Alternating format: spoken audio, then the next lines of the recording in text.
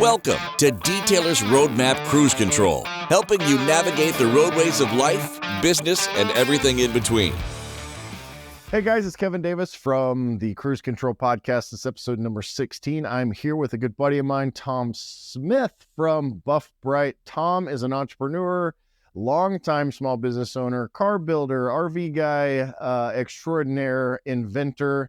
Tom is one of the coolest guys I know and one of the best salesmen I know. Like once he gets a hold of you, you better buy his stuff or he won't let go of you. So, which is awesome and something I actually admire a lot and try to emulate in my own sales approach. So, hey Tom, thanks for joining me, man. I appreciate you. You bet, Kev. It's good to be here, and you and I have known each other a long time, and I appreciate the invite. Yeah, I think this will be interesting because you and I are a little bit older. We're kind of the old school of these. You know, I talked to Jimbo Balaam this morning on another podcast, and Yep. you know he's 34. We got a few years on him, so I think this is. You've done a ton in the industry and outside the industry, and I just what I usually ask people is kind of give me your. I've been calling it the detailing superhero backstory. You know, all superheroes have this backstory. So, and we've got no time limit. So if you want to talk, as long as you want to talk, love to just kind of, because I think a lot of people know the product line, but they probably don't know you and your story very well. It's like, oh, Tom's the Buff Brite guy. Well, you're a lot more than that and have been a lot more than that over time. So I'd love to hear that story. I'm happy to answer any questions. And once again, feel free to ask any questions you want. Sometimes it feels like I've told the story so many times that nobody would be interested. But the Reader's Digest version, I'm just a car guy. I have a degree in hospital administration, which I've never used one day even. I thought that's what I wanted to do, but as soon as I was putting myself through college, I had started detailing at 14 years old at my cousin's dealership, Chevy dealership. And as soon as I got done with college, I went, man, I love cars. If I can find a way to do that, it won't feel like I have to work. And so, first I put myself through college, my wife and I running a detail business, and we had fun and it was a lot of work, but back then, the going rate for a detail was $50. So thank goodness wages weren't that high and rent wasn't that high and all that kind of stuff. Most of our guys today, I think if you offered them $50 to do a complete detail, you'd probably get an indication with a finger or two. Yeah, they make fun of those guys now. It's like, what are you, a $50 detail guy? 99, and it's not even 50 now. Like they make fun of the $99 special guys. Oh yeah. Well, times have changed. I mean, back then you could buy some a gallon of dressing for pretty cheap compared to what it is now. So Right. It's yeah, my wife's taste in things have gone up too. So is your wife's. I mean, yeah.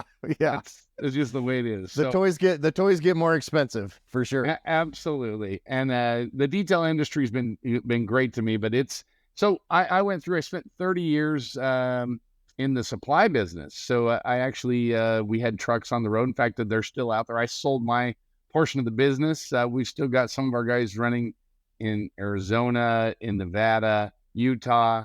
The guy that I sold the business to here, I just got off the phone with him a little while ago. He's doing awesome. And it's nice to see the legacy keep growing. And I love that part of the business. It was fun to go see everybody every week. I had good friends. I had 400 friends that I would visit every week or two. And that was fun. So, but then back in, it's been about 6 years ago, I started I invented one item, and it came out of necessity out in my own shop because I restore muscle cars and stuff too. And I don't know, it took off more than I thought it was going to. And then I invented another item and another item. And I was so busy with these items I'd thought of over the years that I couldn't run both businesses. So sold the one and kept the one I was having even more fun with. And that's how I got to where I'm at today.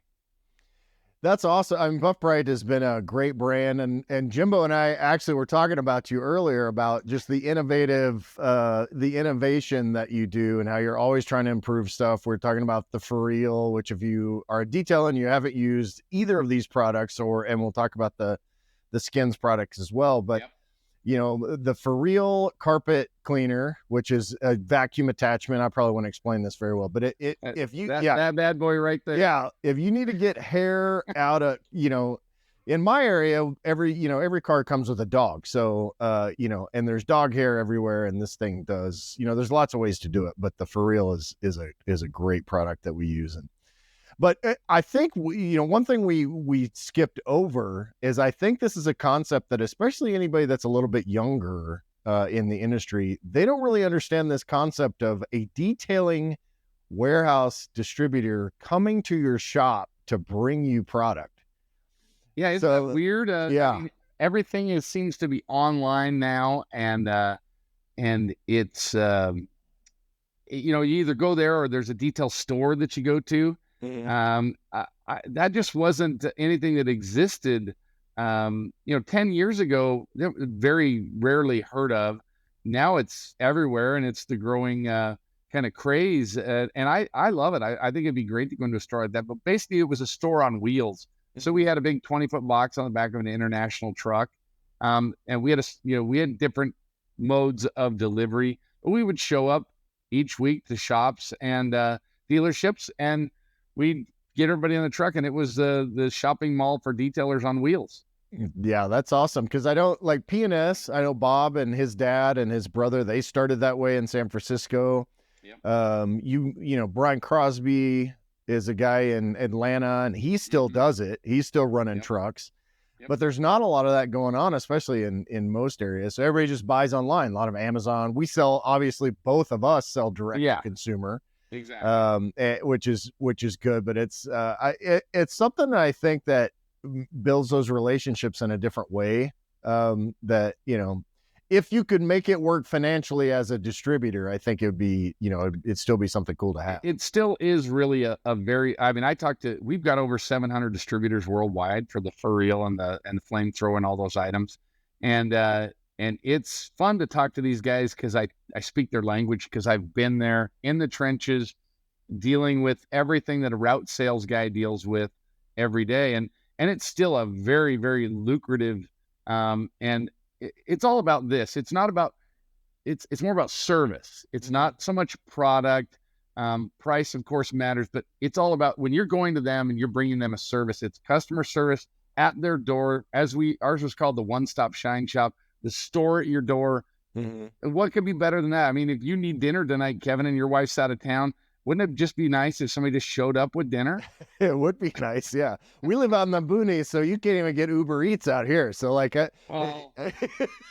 maybe that deer can walk into your yard and smile so you shoot him, right? Yeah, we got a few of those. Yeah, but it is still a very viable and very active way that product gets out to shops and dealerships, especially all around the world. But it's definitely the new way and the fastest growing segment of our detail community is the storefront, and it's awesome to see it happen. We deal with lots of those guys too, and they love our products, and we love dealing with them.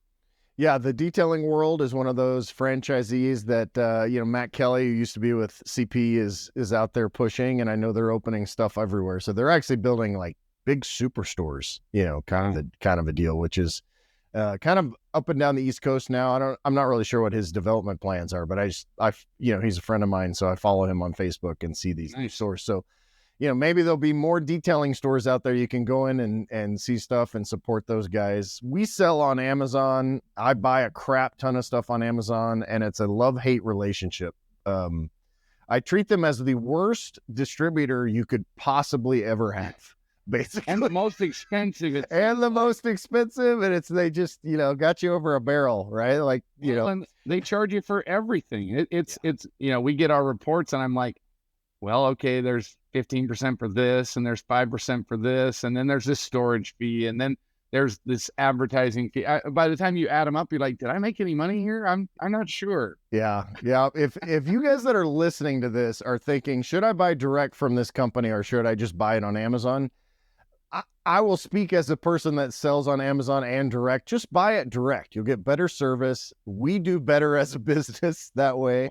And better pricing. Right. Yeah. Yeah, because they actually a lot of times you have to add a little bit to the overhead to the pricing Yeah. on Amazon just to cover your fees.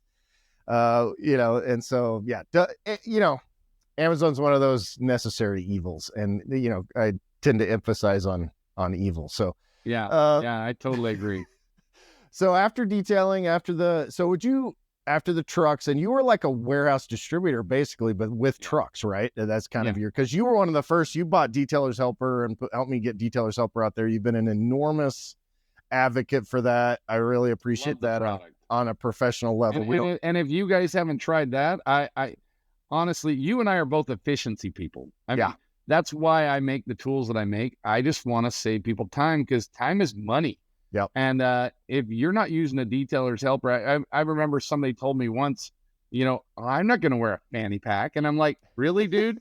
Is that, uh, and I started hanging bottles on the thing and I'm going, all right, if you want, you can detail that side of the car and I'll detail this side of the car. Let's see who gets done quicker because when it's all right there at your fingertips, exactly where you need it, and you don't have to run to a cart or to a shelf to pick it up, that's a win situation. It's perfect. Yeah, I'll have to send you a check after this for that. But no, Tom has been a very Tom. This brings me to a point of what's been great about you is that we talk, and I talked to Rennie Doyle about this on a podcast of his, that this whole idea that all rising tide raises all ships, right? And that's something that I think the detail industry misses a lot because there's a lot of ego, a lot of competition. But one thing that you've always done is gone out of your way to support other people in the industry. Me especially, I've been a direct recipient of that, and I've tried to reciprocate and do the same thing. You're But right. I agree. but I think what we miss a lot is that camaraderie and that networking and the realizing that what's good for you is good for the industry. What's good for me is also good for the industry.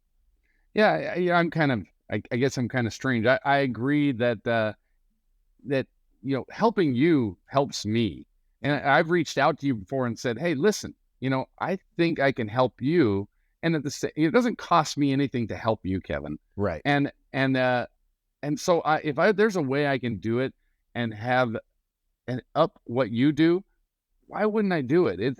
This world is filled with people that are hating on each other and that are trying to knock it, step on heads to get to the top. And no, I just am not that guy. I'm looking for ways to associate myself with people who are incredible, and all that does. If I help you, we're both, like you said, a rising tide lifts all ships, and I just think that that's the best way to go, and you build friendships along the way as just part of through attrition. Yeah, I mean, and is that something that you're seeing so I talk a lot about the ego part of the detailing industry, which has, there's some that's really bad, there's some that's good. Is that something that you're seeing? Because you deal with a ton of detailers, a ton of distributors. What are you kind of seeing out in the field? Because you probably have a better pulse on it than even I do. I don't know about that, but we do deal with a lot of detailers, and we see a lot of positivity and a lot of people who love. There's going to be haters out there no matter what it is you're into, but I think educating people is a good way to help them understand if they're. I think that's fear and lack of education is a lot of what drives people to being defensive and over egotistical. Sometimes that ego is hiding that lack of self-esteem. And I hate to say it that way, but you know what? I'm confident about what I do, and I want to help everyone around me do exactly. I get guys, I probably get 3 a month that call me and say, hey, I have an invention. I want to do. I love what you've done. Yeah. And I take an hour out of my time and we talk, and I tell them the pros and cons, what to think about, and I help them figure out what would your market share be? Is there really viability in the product? And I love those conversations because I love to see people looking for to better themselves. Mm-hmm. I was actually, what's ironic, I was going to ask you that next. So take me through, because obviously I've got a patent too, and invented a bunch of stuff over the years from when I was a little kid, most of which I never did anything with, and then someone else did it, and I was like, yeah, I had that idea, and then everybody says that, right, going up. But as a guy that has gone through and actually invented product, brought it to market, kind of describe, I don't think many people understand. I think most people, based on the questions I get those same kind of questions as you. It's like, hey, I've got this idea. Can you tell me how to get it to market? And the first thing I always tell them, it's way freaking harder than you and more expensive than you think it is. That's the thing. But let's educate the people listening on what that process looks like. And we don't have to give trade secrets out here if we don't want to. But I think it's interesting because I don't think it's a subject that most people know much about. I agree. In a way, once you've been through it, the second time is a lot easier. The first time, it just feels like you're beating your head against a wall. Well, typically, first of all, you don't go get a patent. You put in for a patent, and then you wait for what feels like eternity. And then they send you something that says, okay, we deny it, but only because of this and this. And then you have to spend more money with an attorney and do it again. And then if you're lucky, you get to do that a third time, which is, that. But you get a really fancy $10,000 to $12,000 piece of paper when you're done, right? That's which I have somewhere around here. It still has no weight in China. No. Yeah, that's the thing. I think, on the subject of patents, if you don't understand this, a patent in the United States is only good for the United States and can give you some leverage for the uneducated in other countries. However, you technically have to have a patent in every country that uses them in order to have any real protection. Most of your European countries will recognize our patent, but you still have to register the patent. Yeah. Doesn't like you have to do all the work again, but you will have to go there.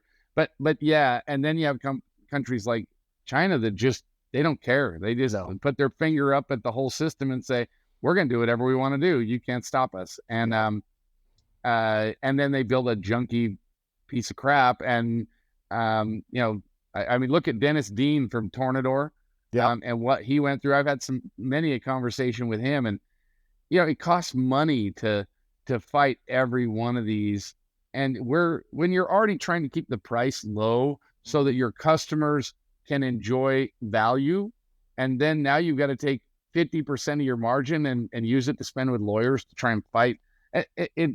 It's horrible. And I feel bad for Dennis. He went through it lots and lots of times, and you've been through it. I've been through it, and I just wish our people would understand we're doing what we do to try and bless the industry and try and make things easier for all the guys we deal with.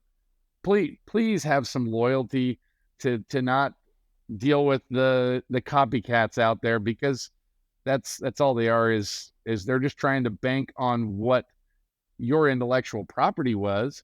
And they don't want to do any work themselves. They just want to ride your coattails. Yeah. And there's one particular company that has come up in the last 5 or 6 years. And I would love to just blast them at every opportunity, but they've built their entire, and the thing that disappoints me is that there is a whole set of people in the industry that are like, well, I saved $100 on this, whatever it is. I'm like, yeah, but you supported someone that literally stole that idea from somebody else, and they built their entire brand around it. And honestly, that's been one of my biggest disappointments in the industry, is the fact that company built a strong foothold in our industry over the last 5 or 6 years. Because you got to have customers willing to buy it if you're gonna if you're gonna do it. So support. Support. That's kind of what Amazon has done to our society too. I mean, Amazon is full of copycat items, and once again, rather than thinking about having some brand loyalty and some understanding of you're supporting something that's trying to support you, it's like, hey, look, I can save 5%, or I can save 10%, or even 50%. If you could save 50%, if you're saving 50%, you're getting a piece of junk. Yeah. I mean, you don't get something for nothing. Yeah. Yeah. Yeah, that's so I mean the net of that part of the conversation is support the guys in the industry, and whatever industry that you're dealing with or whoever you're buying from, see, kind of see what the source is and make that part of your decision tree. So other than patents, what's the next step? Like, so you come up with this idea for the flamethrower. It was for real was first, right? I mean, not first. No, the flamethrower was first. So okay. Here's an interesting thing. I was on the phone with the guy from the patent office about 6 months ago, doing the last few things on one of our patent pending items, and I asked him. I said, so what is the ratio of all the patents that go in each year? How many of them actually make it to market? 5%. 95% of patents that are put in are they don't go anywhere, because what's the hardest part, Kevin? It's not the patent, it's not the idea, it's not the design, it's the marketing. Yeah. Building a brand and building something that because you can have the best idea in the world, but if you can't get people to know about it, and then the amount of money you can spend in Facebook trying to get people to know about it and stuff. Yeah, I understand that. Yeah. I mean, you can spend money really, really, really quick, but you believe in what you're doing. So anyways, the next thing that we did once we got our patent pending status, I don't know about you, maybe the first item you made was perfect and you never had to do anything with it. Not exactly perfect, but the original detailer's helper that I sewed on Michelle's sewing machine myself is kind of still the basic design for the standard belt, believe it or not. Well, so that's awesome. It's a little simpler than LEDs and power and mounting systems and that kind of thing, right? Like it's. I get that, but yeah, you never, as a company, you never want to stop learning. So right. We have each one of our products. We're on the flamethrower 3 now because we're always looking for ways to improve. I mean, you have one of the lights. That's a whole different light than the first one you saw, isn't it? Yeah. 100%. From the ground up, we rebuilt that thing a little over about a year ago, and just completely rethought and restarted, went fully solid state. It costs money to do that. And then same with our for real. We're on our third iteration of the for real, because we listen to our customers and we understand, okay, we're doing our best here to build you the best thing we can, but we understand there's a couple problems. We're going to fix that. Yeah. So I don't think we're going to fix the new one. It's pretty dialed in. If it was fixed, it would be 5%. I don't think that new For Real Pro 2 is dynamite.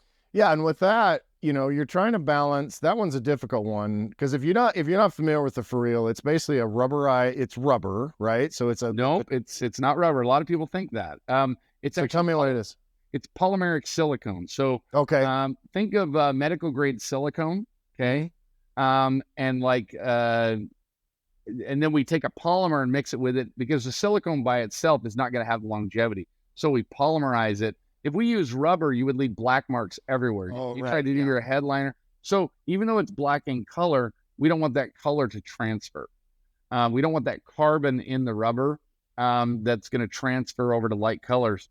But so it's polymeric silicone, a whole different product, and it's an expensive thing to work with, and it's a hard thing. There's only 2 places in the world that you can mold with this stuff. So originally it was in Italy. We actually had a factory that was building parts.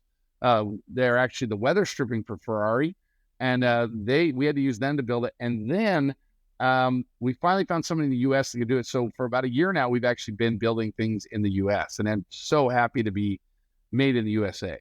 That's awesome. It's hard to make stuff in the U.S. because either it's no one wants to do it. I've had that experience, or it's so cost prohibitive, that you'd have to, it's like, I'd have to charge 3 times as much, for some of these products that people make. Some products may have to be 3 times as much in order to make them, even. Yeah. And so it's a balance between that. But I'm impressed with the For Real because it's something that you have to balance between longevity.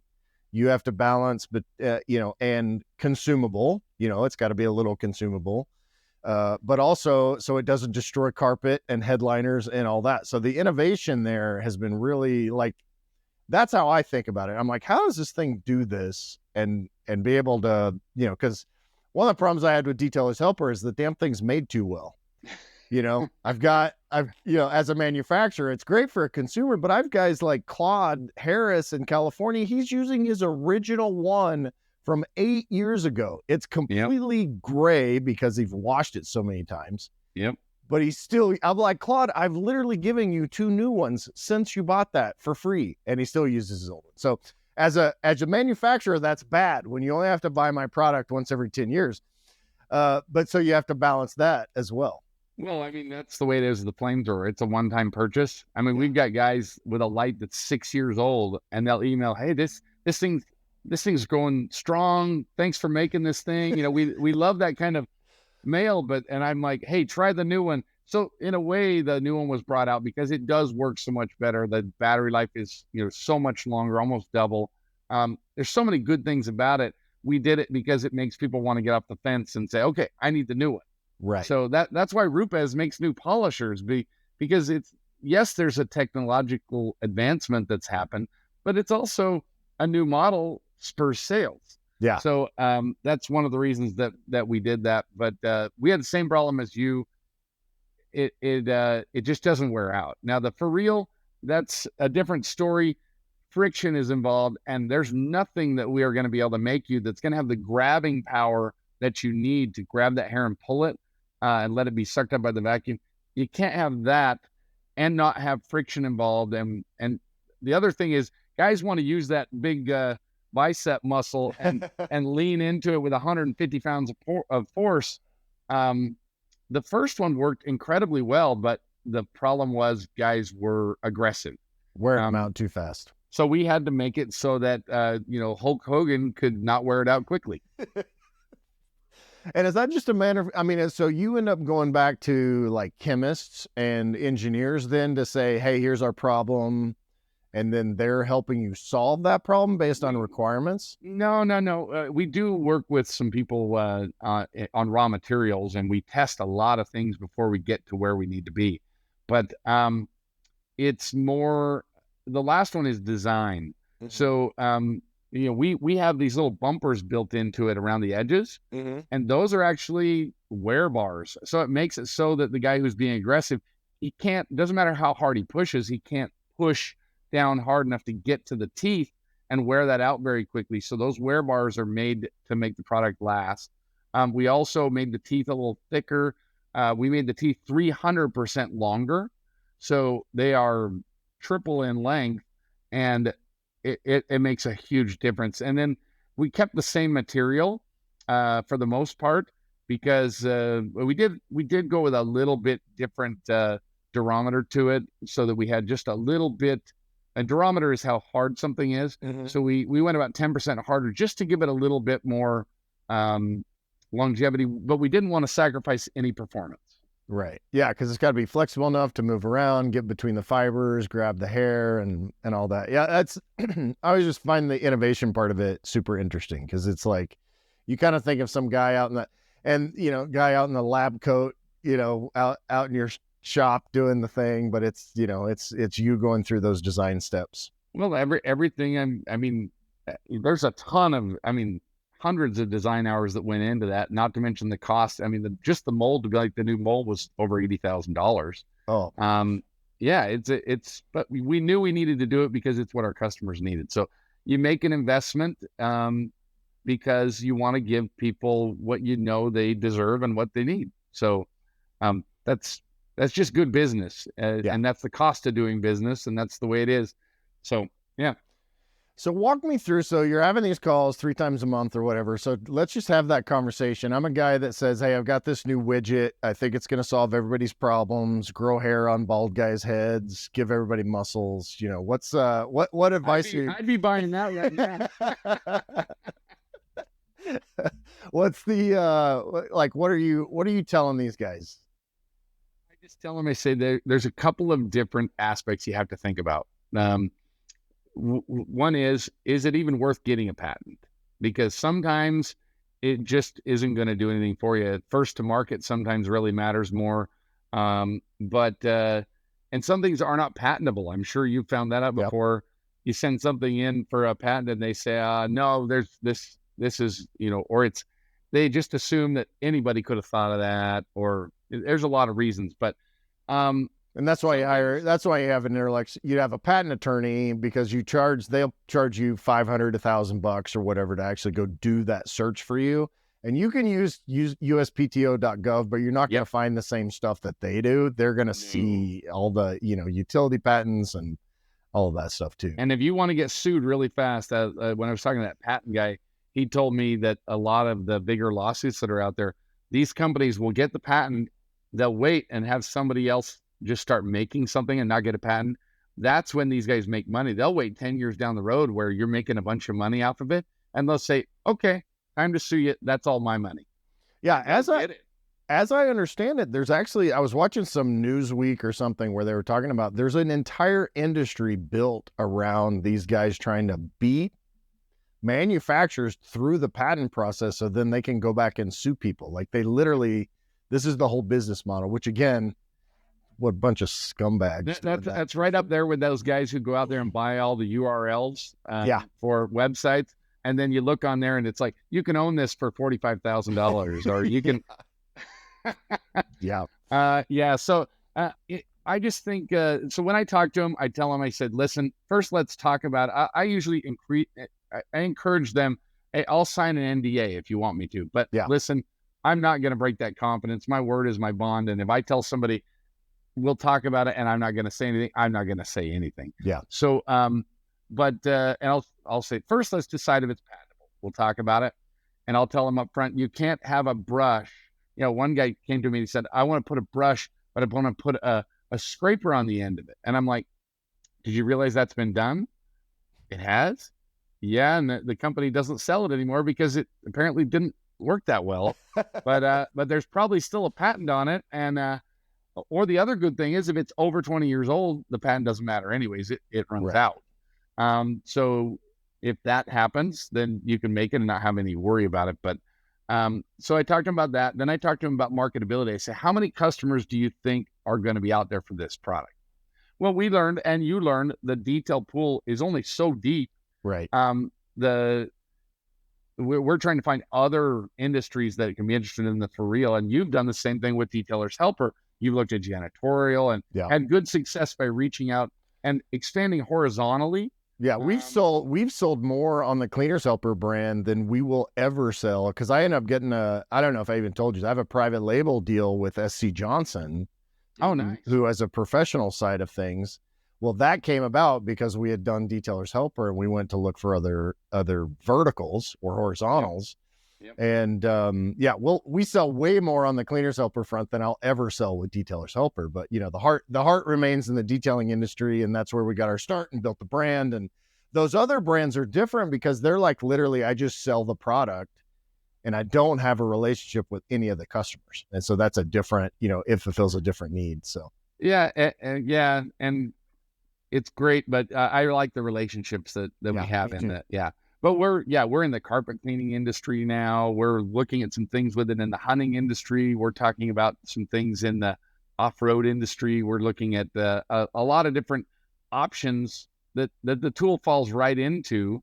And so you have to think that way because the pool in detail is only so deep. Right. Same with now when we did the For Real, what was nice about that is after COVID, there's almost 300 million people in the U.S. with a pet. And if you have a pet, you have a hair problem. So that's a much deeper pool than the maybe 2 million detailers that we have.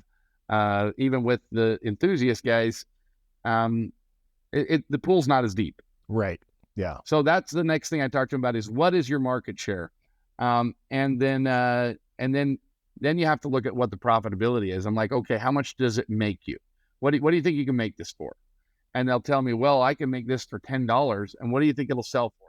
Well, I can sell for $25 all day long. And I'm like, it's not enough meat. No, there's just, you don't have room for distribution. You don't have room for anything in there. If you can sell them online on Etsy, go for it. But unfortunately, it's just not going to work out unless you can mass produce them and get your cost down. So we go through the basic things of business, and that's what's so important is you have to approach every item as a business, because as inventors, we become emotional. We look at it and go, everybody's going to want this. This is going to be amazing. And you have to step back and let the businessman in you go, all right, I know we think that way, but what is the reality of business on this item? Yeah.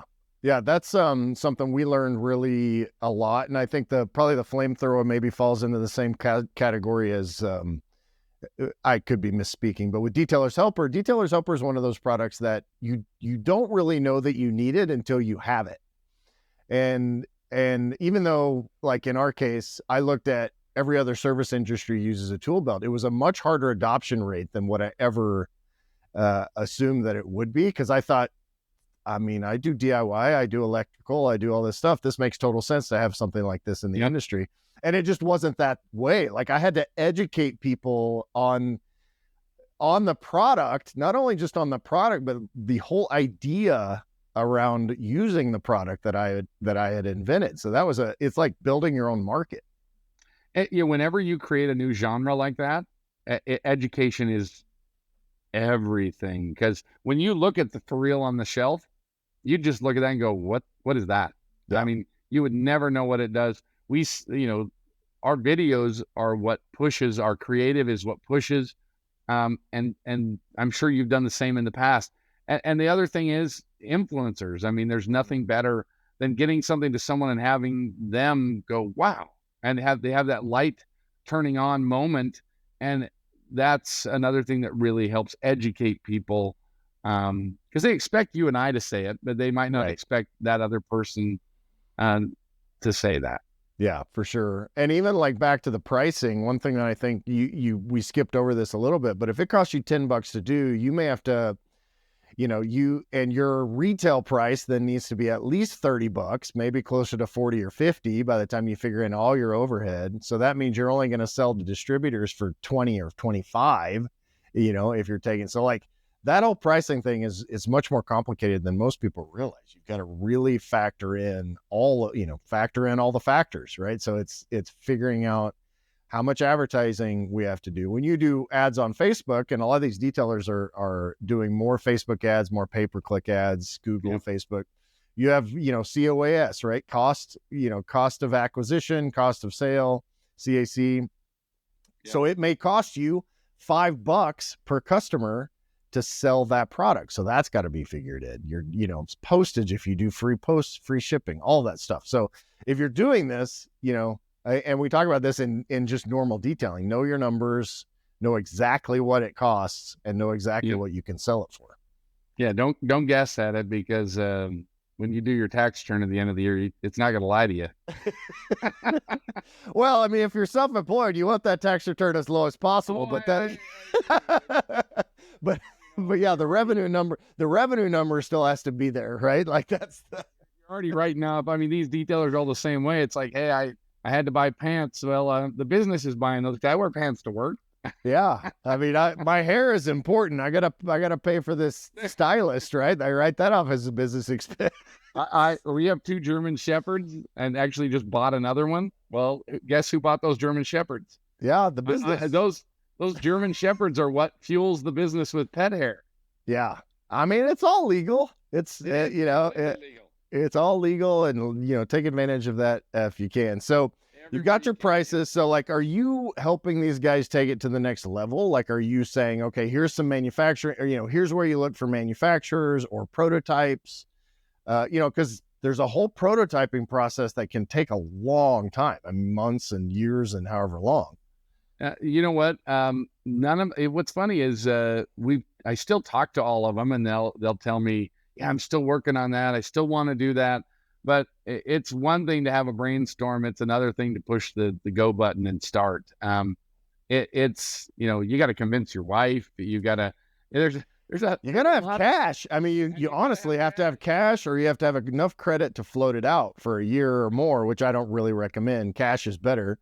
But yeah, you gotta definitely have the cash in order to pull it off. Cause take an average thing to market, even a cheap thing is going to cost you, if you patent it, you got 25 grand minimum into just a basic, just right there. And then plan on all the Facebook costs. And yeah, it's, you better be ready to have, some deep pockets. But if it's something you truly love and you truly And if you go after a patent and get patent pending, and if you truly love it and it's your baby, you're happy to pay it. Yeah. But it doesn't always come back to you in the pocketbook right away. That part takes a little while. Yeah, and some days are better than others, right? Some months are better than others, and you're looking at those numbers saying, well, last month I did this, or last year at this time I did this, and this month, it's lower. And, that happens in any kind of business, but it's, it's definitely happens in the product. Well, what was weird for me, and I don't know how it was for you. So I came from a business where I never even had Facebook. I never had Instagram. I really kind of didn't love the internet at all. eBay was about the most I ever did every once in a while to sell a car that I had built or was getting rid of parts on. I just was not an internet guy. And so all of a sudden I'm thrust into this world where I have to learn it. I mean, I had to, and not just learn it, you have to know it. I mean, you have to really learn it, because paying for other people to do it all the time can get incredibly expensive. And there's a lot of really bad companies out there that will line up to take your money and just steal from you, literally. Yeah. So you have to be very careful. It's every industry has something where you can be taken advantage of. E-commerce has more than its share. Yeah. You got to really do your due diligence. I know that you had some trouble in that regard, and I've, I've been in web development since 1998. So way early. And yeah, there's all kinds of shady stuff. So, that's one of the things, and this is not a commercial for Detailers Roadmap, although they do own this podcast and me a little bit. That's one thing that when Chris called me, not your hair though, right? Not my hair. They rent that on an hourly basis. But when Chris called me, like, I wanted to check out what they do, and and that's one of the things that he is, and the whole team, like the integrity, the level of customer service and everything that they do is on the up and up. And that's something especially Chris is a great guy. Yeah. I mean, they do SEO, which is, there's a lot of sketchy SEO people out there you got to be careful of. There's a lot of ad guys that are. Emails do you get a day, Kevin, from people wanting to do your SEO? Oh, a bunch. I think most of them just go to straight to my spam now. But yeah, a bunch, especially being that, what's funny is that we can get you in the top 10 of Google. I'm like, well, where's your site? Oh, did I call the wrong number? Yeah. So that's the easiest way to get the answer to that question. Chris is amazing. And we're on his hopefully short list of, we're going to have him. Dustin Jackson was telling me what a great job they did for him. And I said, okay, I got to check these guys out, because it's interesting. Somebody told me an analogy once about your website. Imagine you're going to Walmart. Well, if you just walk in and you go to, or any store, the hardware store, and you walk in the door and you just start searching around, you may or may not find what you need. You may not even purchase. But if somebody met you at the door and said, hey, what are you looking for? Hey, can I take you there? Hey, can I tell you anything about that product? If you think of your website like that, and try and educate and give customer service and funnel them to what they're looking for, that was the best analogy I've heard of a good, solid website. And we've been at it for 5 years now, and I still don't feel like we're there. We need to find better ways to get people the information that they want. And the other thing about a website is that nobody wants to read anymore. No. At all. If they can't click it, they don't want, even bullet points are becoming too painful for a lot of people. So heaven forbid you write a paragraph, you're just not even going to get looked at. But yeah, so I'm hoping that Chris can help us dial it in even more, because education and customer service is what you have to have on a website. Yeah, for sure. And one of my roles, so I got the longest title in the world, but it's Director of Revenue Development and Strategic Partners. So like that's, we'll bring you under the strategic partner side of things. We'll see what we can get going. But I mean, like, that's the thing. Like, we talk about CTAs, which are call to actions, having, call now, email now, get a free quote, all of those things that need to be on your website. But yeah, the integrity piece is something that's really important in business. And one of the things, going back to what you were saying in terms of like how you find new, like, our connections I ended up getting, some of like one of my brands, Rugged Restore. You and I are gonna maybe work together and do some stuff in that whole vertical. Mm-hmm. So, making these relationships, like and that's a business that's completely unrelated to detailing at all. Yeah. It's a whole separate brand. But the point I'm trying to make is, as you build relationships in your detailing business or automotive business or product business or whatever, always view those relationships not only for what they are as relationships, but the opportunities that they can bring long term, because you never know those conversations you're going to get into. Yeah, absolutely. It's and you talk about being vertically diverse, and I think that's very important because I have a friend who owns a lawn mowing company. Well, for years he would starve all winter long, and then, like a lot of other lawn mowing companies, they found Christmas lights. Yep. Now he's busier in the winter, I swear, than he is in the summer.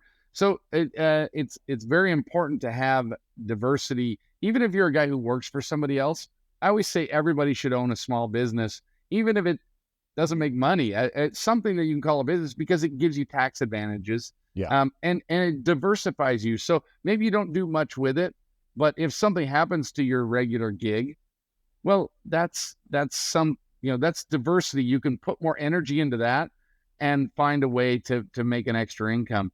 So I'm a big diversity guy when it comes to what you do. Yeah. And I obviously you're talking to a guy with way too many brands and all that. So I'm definitely in that. But yeah, I actually have never thought about that as like your fallback. People call it side gig, side hustle, whatever. But if you kind of look at it like, let's build this thing for the exercise of building it. I still have a full-time job or whatever, and I can pay my bills. But like at some point you can either jump ship and go do that full-time. I had a great podcast episode with Kurt Thelmar, who runs a detail shop out east. And, this guy has a full-time job in IT and has for the duration of running his detail shop. And like he has multiple employees, does a ton of business, and is just now taking the leap to get out of IT and run his business full-time. So it's like, everybody thinks, well, you got to quit everything and then start a detail shop. It's like, you don't have to do that. You start slow, you use that safety net. People like us, we're probably a little bit crazier because we're more entrepreneurial than anything else. And so like a little bit unemployable in terms of trying to work for somebody else. But in that regard, if you have a gig and you have a full-time gig, then this is a great time to look at, take a passion of yours. Michelle always tells me, you will literally start any business if you have a hobby that it's related to, so you can write off your hobby from a tax standpoint. Why not? Which is exactly like we're in the off-road space. Let's start a new off-road brand. We have an RV and do a bunch of RV space stuff. Let's start an RV brand. Like, all of that. I work out all the time. Why not start a website for that? Right? Yeah, exactly. Well, and let's be honest, you and I are probably the ADHD twins. So it's we're very. My wife has to slow me down sometimes because I've got a list of probably 50 items that I want to make, and she's like, "No, just stop." But they're all, to me, they're all good ideas, but I have to sit down and put them to the litmus test of, does this make business sense? Even though it makes practical application sense, I don't know if I can make money at it. So I better wait until I can prove that. Yeah, and what the human cost is for your lifestyle. I know that you now have, grandkids coming around, and you're making trips and taking RV trips and all that stuff. So then you're like, well, I could do this, but then it would take this amount of time and do, use up more of that time. Yeah, it all the money in the world doesn't mean a thing if you don't have the time to spend it with the people you love. So in fact, I fly out again tomorrow and head down to see my new granddaughter down in Houston, and she's 15 days old today, and I'm I'm like the proudest grandpa in the world. So that's awesome. That I'm sure that'll be a great trip. Our kids are my oldest just turned 25, but no grandkids anywhere in our future. At least as far as that goes. And honestly, I'm not sure I'm quite ready to be called grandpa. Anyway, at this point, I have. Well, maybe your dogs will have puppies.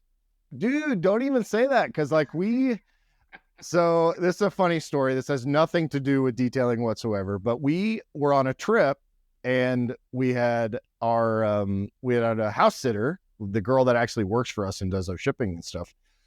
Our youngest dog, who is a female, went into heat 2 months early. They were due to be fixed like 3 days after we got back from this trip. We went to Moab. And so we were freaking out because like, lock the house. Dude. Yeah, her half brother was here with her the whole time by themselves during the day. So we went through a little, it's funny because when you have teenagers, you can go through pregnancy scares, right? But like this was a dog pregnancy scare. So we dodged that bullet, or in the case of a dachshund, like 6 or 7 of bullets. But yeah, so that that's funny. No, I don't have any grand puppies. I have some. My girls have cats, which whatever about cats, but yeah, no grandbabies at this point. Yeah. Well, that's you never know. Once you get them, they're awesome. But yeah, it's they're better than kids if you ask me. But it's only because you can give them back, right? You can give them back after you're done. It's like, no, she's crying. There you go. Yeah. So what are you? We're kind of wrapping up here in a little bit, but what are you thinking about? I always ask like state of the industry on people that have been in the industry for a long time. What do you see where we're at with the industry and detailing, kind of what the future looks like? I know we're now in the throngs of every person that comes in needs a ceramic coating and they're making tons of money and all that. I always ask guys, especially have been in the industry for a while, where are you seeing the trajectory of this thing happening? Yeah, I see nothing but things going up because there's so much more awareness. When I owned my first detail shop, people were like, "Oh, you detail, you pinstripe." Okay, I see. Oh, yeah. And that's what they thought it was. And now we used to have to educate so much to get them to understand what a detail was. Now everybody knows, and the more of these stores that come in, the thing is, I used to think, well, the stores will make it so that less people will go to the shops. No, I think it's going to be the opposite effect. What its store does is it makes more people aware of what their car can look like, and they'll get into it and spend some time and realize they don't have the skill level. So it will push more out to the shops. These detailers are making more than mechanics, and I mean they're really doing well. If we had that chance to make that kind of money when I had my shop, I'd probably still have my shop. But back then. Back then, it was too much hard work for not much return on your effort. So, yeah, I mean, we got 6 and 7 figure detail shops now. Like it's unbelievable that this is the state of the industry, which is amazing. I mean, that's awesome that these guys are such good business owners that they're able to do that. Yeah, I mean, you look at Market Firehouse. I mean, these guys are just running big. It just blows me away what they're doing. They've got stores in them. With Dustin Jackson is doing it with his store, and it's cool to see it happen because we all knew that the industry is being recognized more for what it is. Back in the day, the detailer was the guy stuck in the back of the shop with one light, and nobody wanted to talk to him, and that was detailing at a car dealership. They gave it no money, no effort. They just wanted to pretend it wasn't there. Yeah. Now the detailing is a front line. Some of these dealerships, they've built top of the line facilities to have their detail and accessory people in because they realize what a profit center it is. So I think it's completely switched a 180, and that's because so much innovation has been done in the industry that has kind of encouraged that growth. Mm-hmm. Everybody from Rupes and Flex bringing out these amazing machines that, back when I started, there's only rotary. You were limited. Yeah. And your skill set had to be excellent. So when you have that small of a skill set, that you just don't bring in the major crowds of people, but nowadays we can. Yeah. And the profit centers there, I think we have nothing but up to go from here. And I think you see that too. I mean, look at the growth in all segments of the automotive industry. It's a growing market. Yeah, it's I mean, because now what's happening, and this is, there's always things in the economy that look good on one side and look bad on the other side, right? Or bad on one side and good on the other side. Well, one of the good things when you're in the automotive accessory appearance improvement segment in automotive, and that's what detailing is. That's what the products we sell are. The fact that cars are so expensive now, the average car is like $42,000, which is freaking ridiculous. Yep.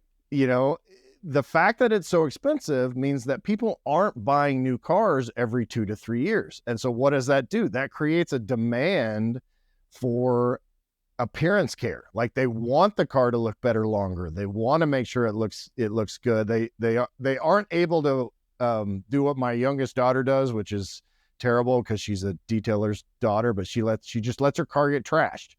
And so like they aren't able to do that, because if you do that for a year and you trade in the lease, or 2 years or whatever, or you sell it, it's one thing. If you try to do it over 6 or 7 years on a vehicle, it's just not going to last. So that kind of thing actually drives business towards those of us that help these cars look better longer. Yeah, I completely agree. People are realizing the value. Once again, it's been an education process. People are realizing the value, and they see the necessity.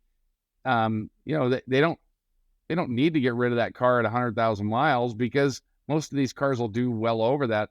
But they would like their car not to look like it has 100,000 miles. Yeah, for sure. Yeah, my Yukon Denali, I probably said it before, it has 265,000 miles on it. We finally got Michelle a newer vehicle, but that's because the Denali was just too big. So she got tired of driving that behemoth around everywhere. And getting 12 miles a gallon, yeah. Hey, I got 13. The Wrangler with its big fat tires gets 13.2. So, but the Grand Cherokee gets about 20 even on the highway. So we'll even with the V8. So we'll take that for sure a little bit better. Yeah, absolutely. But so one of the things I've always really liked about you, or admired, actually, is not only who you are as a person, but you are a very good salesman. And not in like the used car, like, can you describe, because I know in detailing, one of the things we're trying to help these guys with, we hear stories about even partners of ours that have websites. They're like, well, I don't know what's happening in my business. I'm not closing very well. I'm getting all these leads, but they're not becoming customers. Like there's this huge gap because guys don't know how to sell. And let me give you a tip for your detail. And I've given this tip to lots of detail guys, and they've used it, and it has blown up their phone business. And it just depends. I mean, maybe these guys are selling their jobs on the internet, but if you're selling on the phone, which is how a lot of people like to buy a detail service, you need to sound like you're offering something. Mm-hmm. So the best key that I used to use in my business. So typically when you call a shop, well, how much you charge for a detail? Well, I charge $299. Oh, okay. What do you do? Well, we polish it and we clean the motor and, we clean all your carpets and press your tires and do your windows.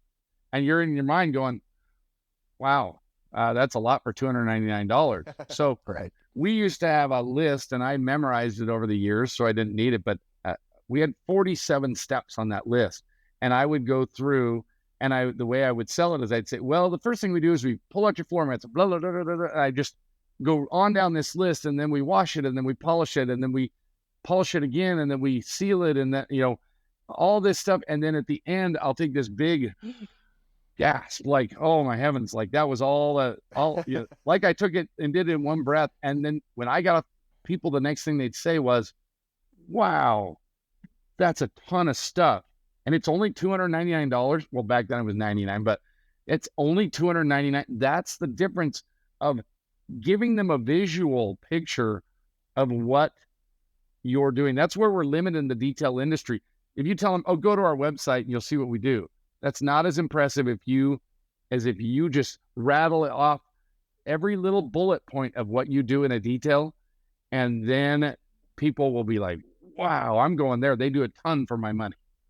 I like that. Yeah. Cause one of the things that we do with the websites that Detailer's Roadmap builds is the call to actions, like I said earlier, but most of those are call now, cause you're on your mobile phone, like 70% of all the traffic now is on mobile, 70 to 80. So they hit that button and they're calling. So you will most likely, they have probably perused a little bit on that, but as soon as they hit that call now button, if they like the look of the site, they kind of looked at some of your pricing, then at least then they call you. So being able to then convert that lead, and that's a lead, and that's a qualified lead, because one of the things that they really preach, that Chris really preaches, and the data shows it, putting prices on the website pre-qualifies people or pre-disqualifies people. Yeah, I agree with that. However you want to say it. So by the time they've called, they've probably already seen at least some base prices, and they can then say, hey, I want to get this guy on the phone or girl on the phone, and then to be able to go through, and all that comes down to is establishing value for what you're charging.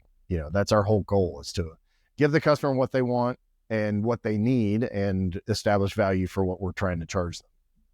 Yeah, I agree completely. It's and as far as sales is the first thing to sales is relationships. Mm-hmm.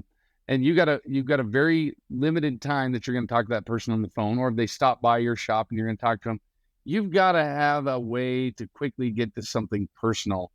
So usually, there's a lot of different things in sales. When I was out on my truck and and we'd be selling product, when I'd go to someone new, there was this thing called the theory of reciprocity, and you've probably heard of that before, where you want to do something for them first, because people they don't want to say no. It's hard enough to say the first no. The second no is even harder. Third no is painful. So you want to diminish the amount of times that someone could say no. So do something for them first. Offer them something that feels like a freebie, and it just breaks the ice so well. And even if it's just a smile or a compliment, is maybe you compliment their car. Wow, this is really nice. This is whatever you can do to start a positive base, to form that relationship. That's where you got to start, because all sales is relationships to begin with. Yeah, I mean, that's been our common theme throughout this whole episode, is talking about relationships. And it's so funny, because I think, and again, we talked about ego and how that can affect your ability to build relationships.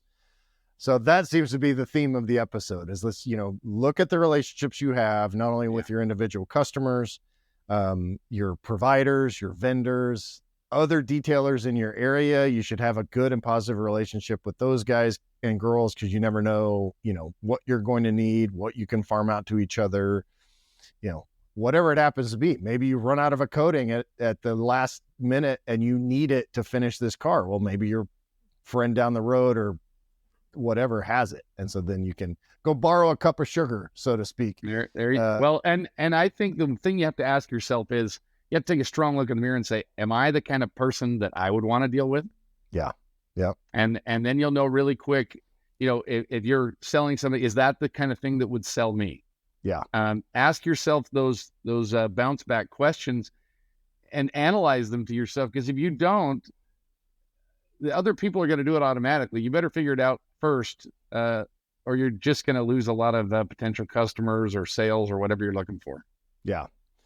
Well, that's awesome advice. I appreciate everything you've shared here today. Tell us how we find you, what's coming up next, what should we look for? All this new innovation of your 50 new products that you're going to come out with. No, there'll be two more before SEMA. Oh, really? Cool. Yep. So there'll be two more things, and I hate to even mention them, because you don't have to tell me what they are. I'm excited to learn. So I have a prototype I have a working version of something in my office, but I won't show that. Well, and so we'll have a couple more things. So when you find us at SEMA, look for me. I wish our industry had more trade shows, because we need it. I wanted to be at the SDC, but couldn't, because I had a grandbaby showing up and I needed to be there first. But I hope we can build that, because we need all that we can get, because some of the things just don't come across on an internet page. Right. They need to be shown and held and touched and felt and smelt and tasted. So that's we need those type of things. So we're going to buffbrite.com. Buffbrite.com, absolutely. You can even find my personal number there, and you can call me if you have any questions about anything. This industry's been amazing to me, the 42 years that I've been in it. And and I just want to give back. So if I can be a blessing to someone else out there, I want to be that. And I know you always feel the same way. Yeah, 100%. And it's Buff Brite, Brite, not Brigh. Yeah, Brite. So yeah, check that out. Find Tom on Facebook. And hey, brother, I appreciate you. Enjoy your trip to Houston and hugging that new grandbaby. Absolutely. You take care, and we'll talk to you next time. All right, see ya.